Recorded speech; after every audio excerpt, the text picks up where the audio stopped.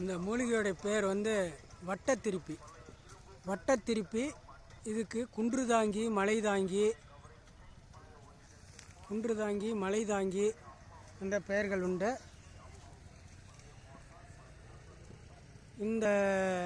இதோடைய வேர் வந்து வயிற்று வலிக்கு ரொம்ப நல்லதுங்க. வயிற்று வலியை இதோட வேரை பொடி பண்ணி வச்சுக்கிட்டு கஷாயமாக சாப்பிடும்போது வயிற்று வலி குணமாகும்.